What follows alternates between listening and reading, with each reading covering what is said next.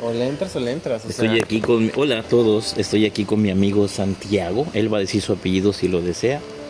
Y es una plática que estamos teniendo demasiado interesante como para que quede al aire, que quiero compartir con todos en un podcast.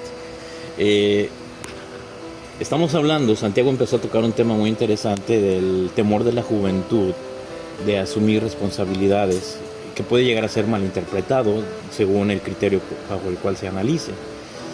Y hay varios factores que influyen en él. Santiago estaba hablando ahora, y me gustaría que lo resumiera Santiago sobre cómo impactan las redes, la información en las redes sociales en la conducta de nuestros jóvenes al grado de llevarlos al suicidio. Pues, por ejemplo, lo que sucede ahorita es que las redes sociales están en todo su auge. Al final lo que capitalizan es tu atención. También lo que sucede es que, pues, los niños están creciendo con unidos al celular, ¿no? Y si uno intenta, pues, no darles el celular, vas a generar como este niño desadaptado, que no sabe qué es lo que está sucediendo, y también de alguna u otra manera, pues, coartas el desarrollo dentro de lo que es la nueva sociedad de este niño. Entonces, lo que sucede es que estos niños crecen en las redes sociales y empiezan a ver como esta vida ideal de dinero, de lujos, de cuerpos excelentes, de cuerpos, o sea, que incluso no son reales. Cuerpos fitness. Ajá, no, incluso hay mucha gente que sabe cómo modificar, o sea, la respiración y la pose y todo esto para generar fotos de un cuerpo que ni siquiera ellos tienen, pero presentan al mundo, ¿no? Entonces, tienes esta adolescente que no tiene concepto realmente de cómo es la vida y se deja llevar por esa noción y genuinamente, o sea, está generando mucha depresión. Hay muchísimos estudios en todo el mundo de que antes, en las generaciones pasadas, más o menos la edad en que era el riesgo de suicidio era de los 18 para enfrente, y ahorita está bajando. Incluso hay muchas niñas, más que nada mujeres, que se están empezando a suicidar desde los 10 años por expectativas irreales que están generando las redes sociales, ¿no? También es otra cosa, ¿no? O sea, si haces algo y alguien lo graba, esto puede como acabar como tu vida social, ¿no? Y a un niño, la vergüenza de un adolescente es algo que puede llegar a matarlo también. Entonces es como muy riesgoso pues ahora de tener un hijo y que pues existe la posibilidad de que se suicide, ¿no? Existe más la posibilidad de que se suicide independientemente de esta situación. Está la parte también de que el mundo en el que estás viviendo ahorita es como un mundo muy intolerante, que muchos de los avances de la tolerancia y toda esta situación que habíamos tenido está desapareciendo. También está muy difícil como la cuestión de, o sea, la información está ahí y la mayoría de la gente creo que está empezando a tomar como decisiones más informadas, y pues la mayoría de la gente no está queriéndose reproducir, o sea, solo los extremos de gente que no tiene nada de conocimientos y nada de acceso a la información es la que está reproduciendo, y los realmente ricos, o sea, los que sus papás les son capaces de pagarles todo, y ellos no es que no trabajen ni nada así por el estilo, pero definitivamente tienen un sistema de soporte bastante grande que les ayuda a sobrellevar sus decisiones, ¿no? Y pues afrontarlas sin menor riesgo. Entonces, ahorita, digamos, es como complicado el querer hacer las cosas también, porque incluso en la situación laboral, o sea, ha cambiado. Antes tú trabajabas en una empresa y podías hacer carrera en una empresa. Sabías que ibas a tener una pensión que te iba a llegar de viejo, ibas a poder como jubilarte. O sea, hay cosas que yo tengo claro que yo no voy a poder jubilarme. Y si yo quiero dejar de trabajar de anciano y tener una vejez digna, yo tengo que ahorrar desde ahorita. Bueno, pero hay programas de ahorro. Hay claro, programas sí, de los retiro. tengo. Los tengo, pero tienes que hacerlo. Antes pasaba por el simple hecho de que tú trabajaras y tenías. Y la relación que generabas con pues tu empleador es muy diferente a la que generas ahorita. O sea, antes era más difícil que te despidieran, ahorita te despiden con la cintura en la mano. Con la cintura en la mano, Ajá. no con la mano en la cintura. Con la cintura en la mano, así A la te tiran, verga, no mames. te avientan. Bueno, O sea, antes de continuar, quiero que sepan ustedes que tenemos alrededor el ruido de la selva y del gran André, que está improvisando música. Es su aportación a esta. Él fala portugués, pero entiende perfectamente bien o español. Santi, fíjate que se me hace interesante todo lo que dijiste y por eso te empecé a grabar, porque vale la pena compartir esta charla. Pero también tengo algunas respuestas que me gustaría plantearte y escuchar tu retroalimentación. ¿Qué opinas tú? Yo pienso esto. Siento que a través de los años y en base a estos acuerdos sociales que se vinieron construyendo al paso de los años y las generaciones, ahora la sociedad ha pasado a ser un sistema y ese sistema cobró vida propia. Un sistema que nos está devorando y ese sistema tiene herramientas poderosas como las que tú mencionaste, las redes sociales, con información en pro y en contra de la vida y la dignidad humana. Digo en contra porque esa información muchas veces influencia a tal grado de llevar a una persona a pensar que su vida no tiene sentido y pues bueno, suicidarse da lo mismo que seguir viviendo y prefieren suicidarse para dejar de sufrir o porque ven los problemas tan grandes que no se sienten capaces de lidiar contra ellos. Sin embargo, otra parte de esas dentro de esa misma sociedad también te da las herramientas, como ahora se está volviendo tendencia para unos cuantos que también conozco de tu edad, que estamos, bueno, yo ya lo traigo de hace años, fue parte de mi educación, la tendencia al pensamiento estoico, por ejemplo, pensamiento cristiano bien fundamentado también, de decirte, ¿sabes qué? Tú puedes, cabrón. O sea, aunque sientes que todo está en contra tuya, tú puedes. Y tienes la fuerza que sale de adentro de ti, que te lleva a subir la montaña más alta, sabiendo que aunque te cueste un huevo y la mitad del otro, vas a llegar a la cima. Y sabes que después de esa cima sigue otras 10 más. Y no te rajas. Porque estás de acuerdo que la vida tiene esas dos caras. Pero este monstruo que hemos creado llamado sociedad se ha vuelto tan feo y tan poderoso que a la mayoría le está comenzando a sembrar ese espíritu de duda. Porque desafortunadamente la autonombrada generación de hierro y no me gusta llamarlo así, dio origen a la generación de cristal, esa generación que se rompe fácilmente por cualquier cosa, no porque sea débil, sino porque carece de los cimientos, o más bien dicho los desconoce, porque sí los tiene, que tiene la fuerza y los cimientos suficientes para llegar más allá de lo que pudo la generación de hierro. Porque la generación de cristal está aprovechando las herramientas dejadas por la de hierro, mejores tecnologías, conocimiento más profundo, conocimientos científicos más avanzados, una vida más fácil. Como tú lo dices, sí, trabajos más mal pagados, sí, porque somos más, somos muchos. Y desafortunadamente la riqueza no es menos, la riqueza también es más, pero también la ambición es más, sobre todo de los que poseen las riquezas y que su ambición hace que los salarios sean cada vez más bajos, ¿no? Y la sociedad, ese sistema se volvió una ecuación cuyas variables son manejadas por los que se han adueñado del poder.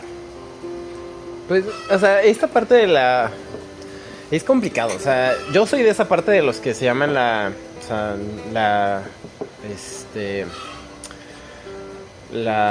de cristal, pero la generación de cristal. Un paréntesis, generación de cristal es un doble significado. Cristal que se rompe rápido, tal vez, pero cuando tú naciste, Santi, se hablaba mucho de que iban a ser niños cristal y niños índigo, y sabes que los cristal estaban llamados a cambiar esta sociedad radicalmente. Se tenía una esperanza enorme en los niños cristal. Pero lo que sucede es lo siguiente. O sea, la generación de hierro vivió un estado benefactor en casi todo el mundo. No vivieron casi crisis financieras cuando ellos eran jóvenes. Tuvieron una juventud, al menos por ejemplo en México, ellos fueron capaces de viajar por todas partes. Había recursos, había dinero y podrían tener una como adolescencia, juventud temprana bastante cómoda. Incluso muchos llegaron a comprar su primera casa y toda esta situación, o sea, como antes de los 30, o por ahí de los 30. Por ejemplo, ahorita ya, o sea, yo ya soy una generación que me tocó crecer en problemas, crisis económicas.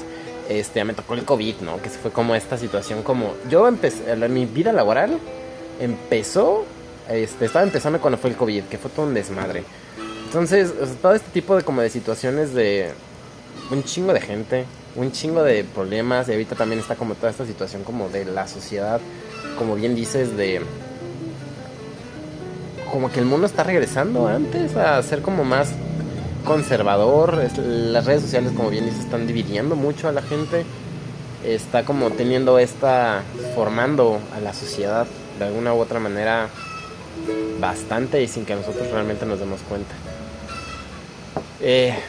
Entonces, es complicado. Es complicado, es complicado. Fíjate que tratando de complementar lo que tú dices, y me gusta la música que toca André, es nada es verdad ni nada es mentira. Todo depende del cristal con que se mira. Todos son verdades a medias. Y sí, la verdad es completamente relativa, no existe una verdad absoluta, o más bien dicho, la verdad absoluta tal vez termina siendo la suma de todas las verdades y mentiras contadas. Sí. Incluso, como decías, la historia, ¿no? Tal vez parece que estamos yendo para atrás. No es así. Si revisas toda la historia desde el principio de la humanidad en las diferentes culturas de todo el mundo, es cíclica. Y lo habla un libro de la Biblia que se llama Coelet. En sus primeras líneas dice: no hay nada nuevo bajo el sol. Todo lo que pasó, lo que está pasando ya pasó antes y va a volver a pasar. Y tratando de explicar eso es como tratar de atrapar el viento. Nunca lo vas a explicar, simplemente es así. Y aquí ahora lo transpolo a un río, ¿no? Un río de corrientes fuertes y a veces un río que fluye tan lento que parece que está en una presa, pero finalmente la corriente sigue fluyendo. Entonces, cuando el río te ofrece corrientes difíciles, pues tienes que aprender a navegar en ellas. Y cuando te ofrece corrientes despacias, pues hay que aprovecharlas, ¿no? Uh-huh. A veces aquí la sabiduría de la vida, me lo dijo otro maestro, consiste en saber cuándo nadar y cuándo dejarte llevar por la corriente, ¿no? ¿Sí? Identificar la corriente correcta. Sí.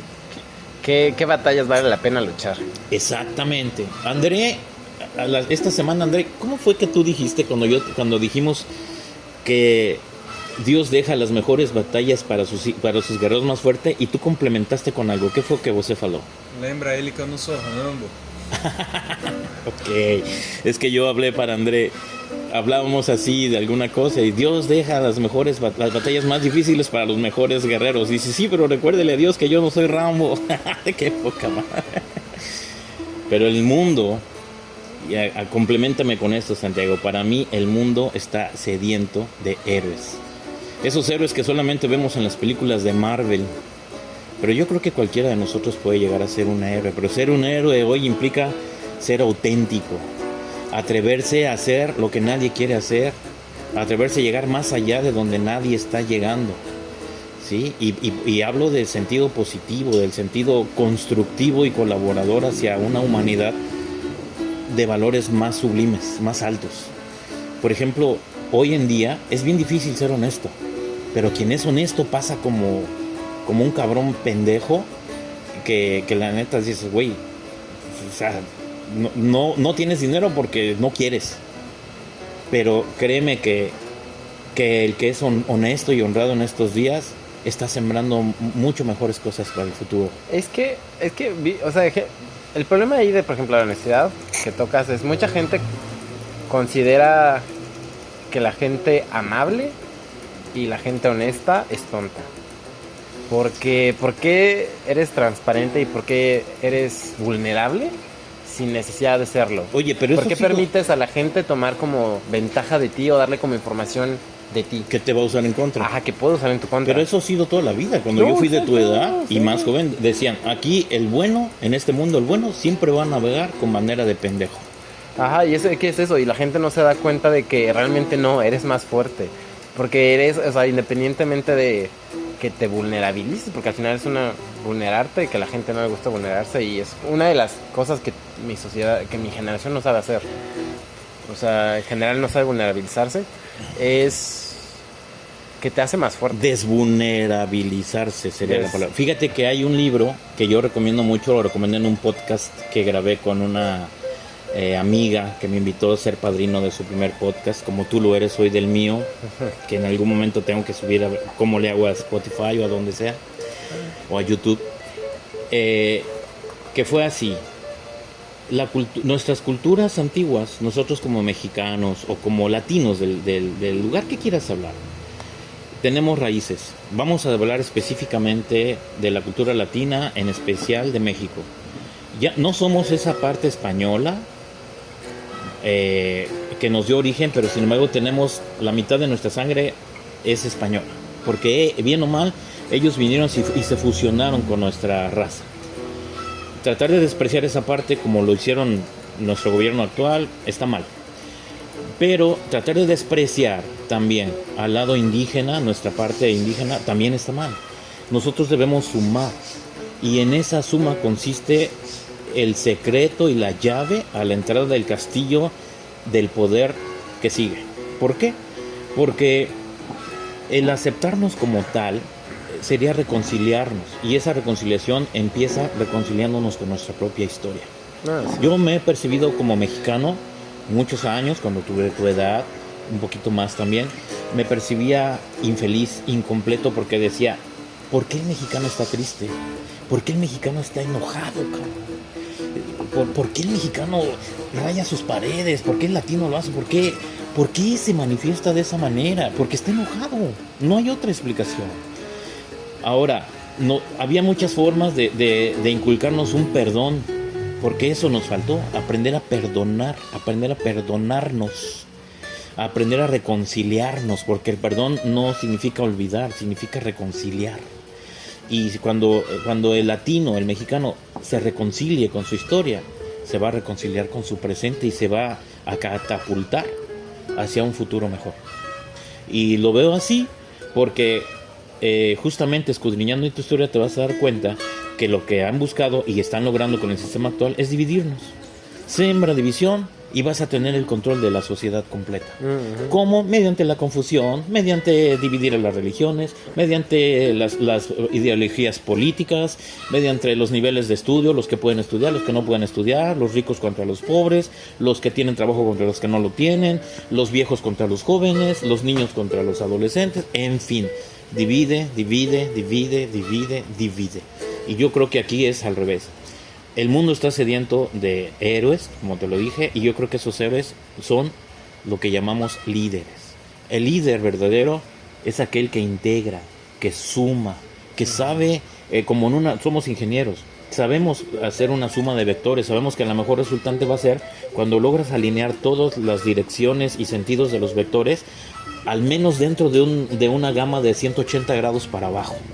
Si se puede, todos cercanos a los 0 grados de dirección, está mejor porque la resultante va a ser más grande, ¿sí? Pero estamos ante una suma de una amalgama de diferencias que sí o sí tiene que dar positivo si queremos que esto cambie.